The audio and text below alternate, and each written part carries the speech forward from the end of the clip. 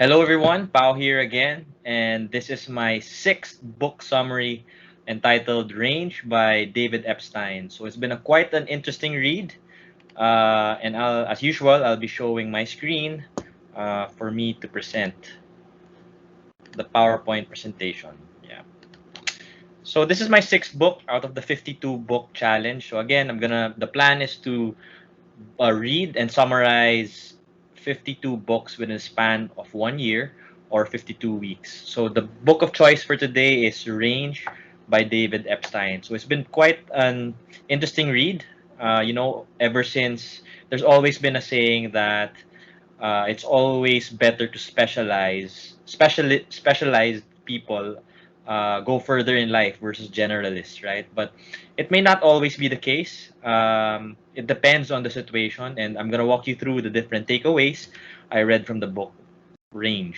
So key takeaways, from breadth and delayed specialization versus hyper specialization, kind versus wicked learning environments, and so on and so forth.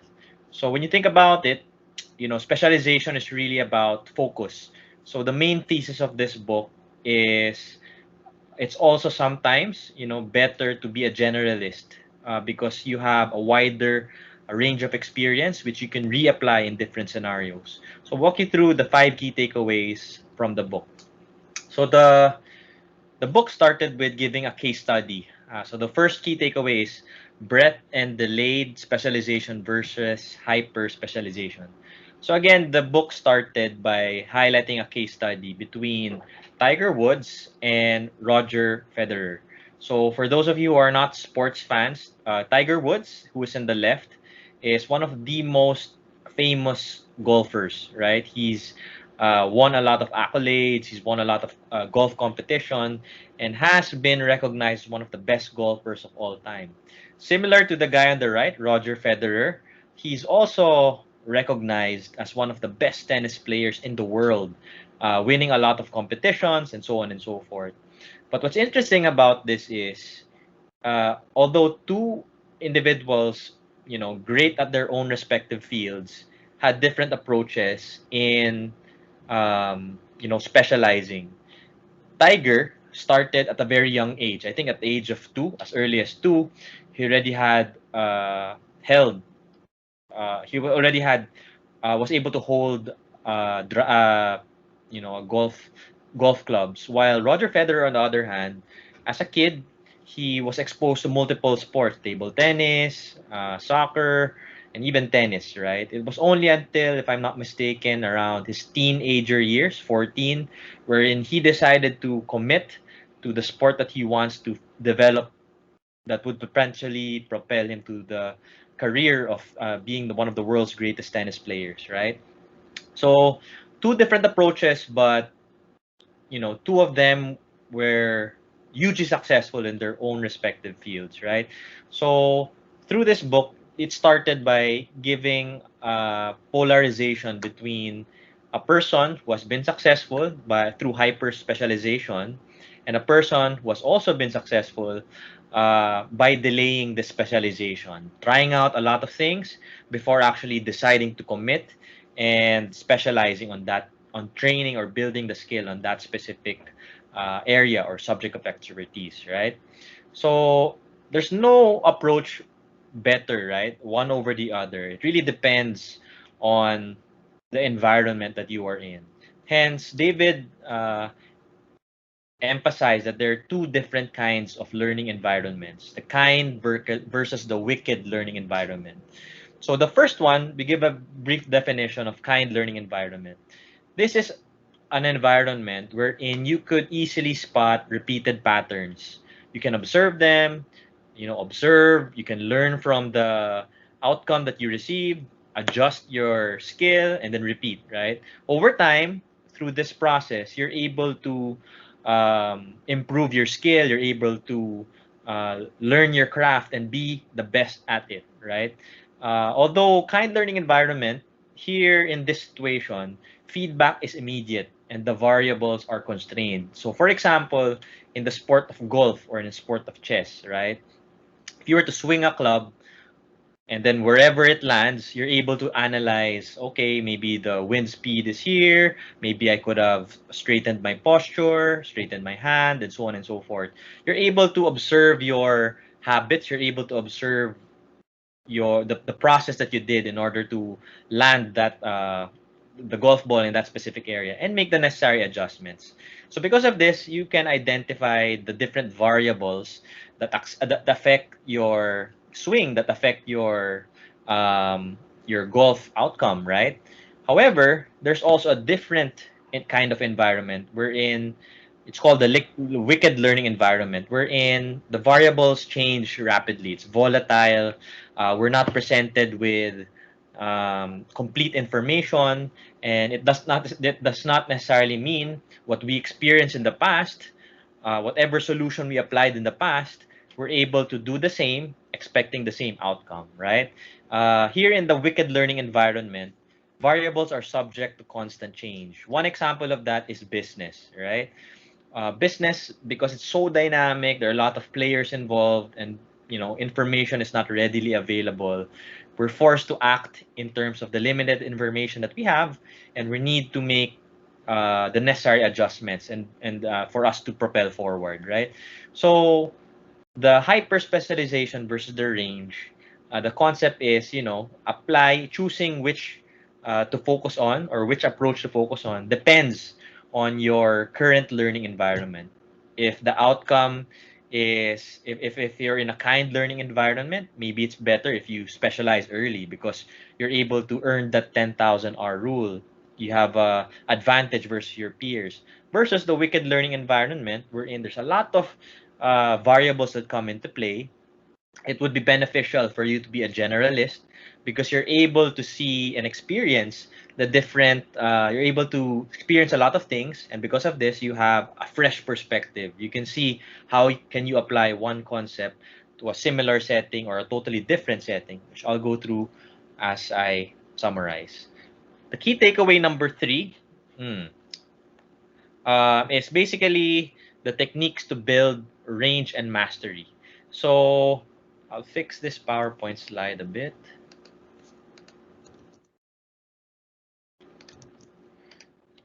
7. It's kind of been okay. So wait. Key takeaway number 3 is the techniques to build range and mastery. So one of the key things highlighted here is how can you build the habit of range? How can you build mastery in whatever skill you want to learn, right? So the concept that was taught in the book was called spacing. Basically, the idea is to put spaces wherein you're tested. This forces you to think hard and recall, sift through your memory and recall recall the concept that you learned in the past. So one of the examples given there was they did a case study between class A and class B, where in class A were given a quiz. They were they graded the exam and the results were given right away, versus class B, wherein they were given a quiz, wherein they were taught a certain concept, but the quizzing happened, days after. Initially, Class A performed higher. I mean, they performed better in a sense that they had higher scores and so on and so forth. But Class B scored lower in the initial start. But over time, Class B had better memory recall. The main scientific reason behind it is because, you know, be having those spaces in between from learning the concept to actually applying it or to recalling it. The harder it's harder if ever you learn a concept and then try to recall it days after, right? Mainly because your brain is forced to work hard, right? To remember what was that again? What was that concept again? Although it's harder from the start, you are actually able to increase your memory capacity because you're training your brain to retrieve information from your memory bank. The second one is called block practice. So this is very famous, especially for athletes like basketball players, Steph Curry, and so on, right? Wherein they block time or a specific period wherein all they do is they practice that specific skill. For example, if you're talking about basketball, for this week I want to focus on my free throw. The next week I want to focus on my 3-point shooting, right? So you're not able to move on to the next skill until you perfect the first skill that you want to learn, right? So that's called block practice. The third one is for David. This is a more effective strategy versus the block practicing because he has what you call interleaving. There should be interleaving practice. Basically, it's being able to mix different subjects when you're learning. For example, if you're learning one subject, subject A, subject B, you can actually interchange them every so often. Because of this, your brain works harder. You're able to, you're forced to see different patterns. You're able to distinguish the differences of different concepts and reapply them. It also promotes a higher memory recall. So basically, the concept is switching, learning two different subjects, for example, at the same time, and then mix and matching them. Because of this, uh, it forces you to have a higher memory recall and be able to be more critical and scrutinize the information better. The last two is far transfer. So basically, it's applying one concept. When you learn a concept, it's how you thinking in your head.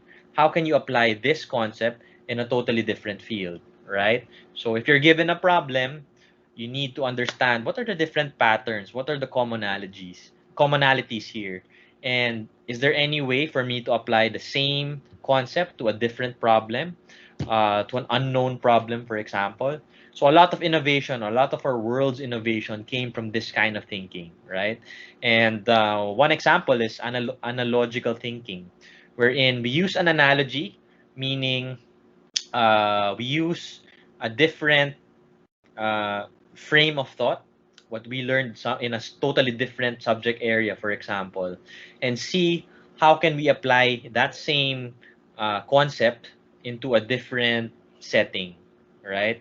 So we need to identify what's the problem, strategize if ever we can actually use a different concept from a different subject area, the different field, here into this specific problem we're trying to solve. So these are the techniques to actually help build memory, range, and eventually become a master of that subject.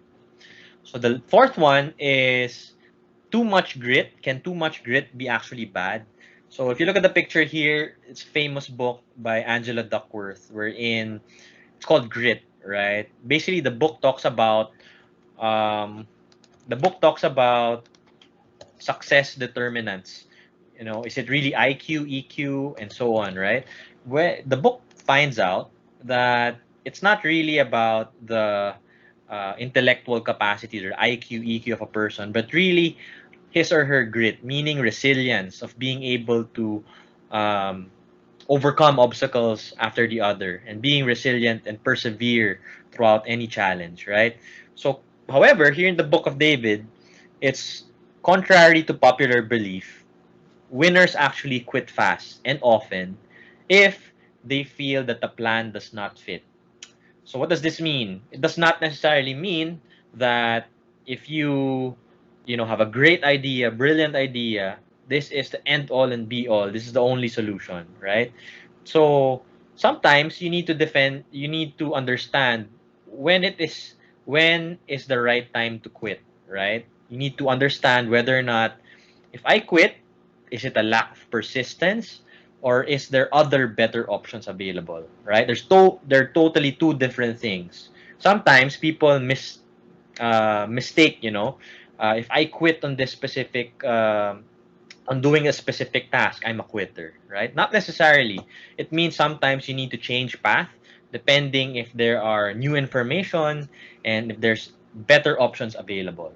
So the mindset wherein we all get stuck to is the sunk cost mindset, right? We're so committed to a specific thing, we persist with the hopes of it working it out eventually. Sometimes we get too focused on a specific way or solution, we're blindsided by the different alternatives, right? So sometimes we need to recalibrate our focus. So grit can be good and bad at the same time. Grit, as long as you apply grit to the right path and be open to pivot or change your strategies every so often, depending on the new information that you receive, it can be that can be a good way of applying it, right? So it depends how you apply it. And the last takeaway is knowledge is a double-edged sword. So this is a picture, right? If you were to look at the olden ages, their swordsman has two edges. So blade edge one and edge two, right? So what does this mean? Knowledge, sometimes when we think it's actually good for us, right? But sometimes it can be detrimental for innovation. So how's that possible? So knowledge can give you expertise on a certain topic or subject area. But sometimes because of too much knowledge, too much focus, we tend to get blindsided on different perspectives, right? So this is a bias that we may tend to default to. So meaning we need to learn how to drop familiar tools. Sometimes we need to be humble enough to accept the data presented to us and, ask ourselves, do we have the right information to base our decisions to, right? Is this still relevant? The information that we know now, is it still relevant in our current business climate, business setting, current environment, basically? So again, knowledge can be a double-edged sword, meaning, you don't take your previous knowledge as is. You always need to be always need to be in a constant lookout. Are there new information that I need to look for? Do I need to do something or no? Look for more data to improve my decision making, right? So again, don't get blindsided by past knowledge that you have. Be open in understanding, be humble enough to understand if the data in front of us lacks or if there's any need to look for more information, right? So again, that's a quick summary of Range by David Epstein. Key takeaways is breadth versus delayed specialization versus breadth and delayed specialization versus hyper specialization. So basically, some people tend to focus on focusing on a specific subject area. There's its pros and cons, and the others is having a range of experience and then focusing on what you're most passionate about, similar to what Roger Federer did in the case study presented earlier. The second one is kind versus wicked learning environment. So again, there are two different kinds of environments. Kind is when the variables are fixed or kind of you can actually estimate it. The variables, the information are readily presented to you, like golf. For example, you know what are the variables that impact your swing. So it can be your posture and so on and so forth. Unlike the wicked learning environments, variables are dynamic, meaning like business, there are a lot of players involved. You can't really base your performance. You can't really base the outcome on your past performance without understanding what are the different variables that could impact my outcome, right? Third one is techniques to build range and mastery. Again, I gave a lot of techniques there: spacing, um, far application, far concept application, and so on and so forth. Again, the fourth one is, can grit be bad? So again, too much grit, uh, too much focus or resilience to change path can be detrimental. There's always You need to be open to new information and be willing to make changes if need be. The last one is knowledge can be a double-edged sword, similar to takeaway number 4 is sometimes our previous knowledge tends to hold us back. So we need to always be critical of ourselves. If we do have the right information, if not, how can we actually get the needed information, and what information do we need to actually make better decisions? So with that, that's my key takeaways of the sixth summary of this 52-week challenge, and that's Range by David Epstein. So again, thank you for listening in. If you would like to see my previous summaries, I did a lot actually. You could go to YouTube and see, search Paulo Balinas, and you can automatically see the other summaries I did from Limitless, Thinking Fast and Slow, 48 Laws of Power, The Obstacles the Way, and even Think Again, which was last week. So again, thank you again for listening in. Like and subscribe, and thank you.